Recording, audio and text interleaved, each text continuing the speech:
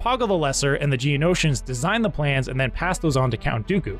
Count Dooku then passes those on to Palpatine, aka Lord Sidious. Palpatine then decides to put Director Krennic in charge of the construction and passes the plans on to him. Krennic then accidentally passes it on to Dedra Meero, an ISB agent who is a part of the Energy Research Project. Lonnie Young, a rebel spy in the ISB, then steals the information of the Death Star plans. Lonnie then passes that information on to Luthen Rael. Luthen then passes that information on to his partner Clea. Clea then passes that information on to Cassian Andor. Cassian then passes that information on to the Rebellion, who doesn't fully believe the information. Around the same time, Galen Erso, an energy research scientist, passes the information of the Death Star onto an Imperial pilot named Bodhi Rook. Bodhi then passes Galen Erso's message to Saw Gerrera. Tivik, a rebel informant inside Saw Gerrera's men, passes the message on to Cassian Andor.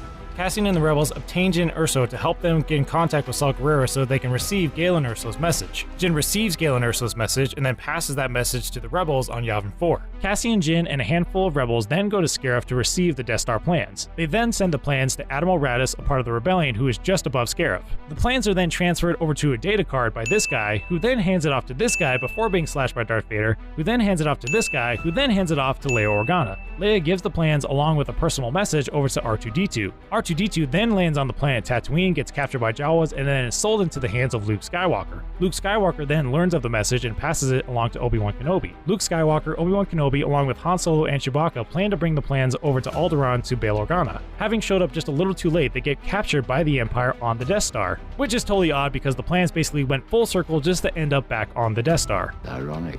Eventually, they finally escape and are able to bring the plans to the Rebellion on Yavin 4. The Rebellion, finally taking the message of the Death Star seriously, sends a squad of pilots to destroy the Death Star on the one weak spot that Galen Erso put in the design plans from the beginning. Wow! Once again, just the full timeline of that, just all the steps it took in order to get to that point. If I missed anything, be sure to put it in the comments. Thank you guys so much for watching. And maybe in the future, if you learn of a massive super weapon by some sort of overwhelming power, maybe take it just a little bit more seriously.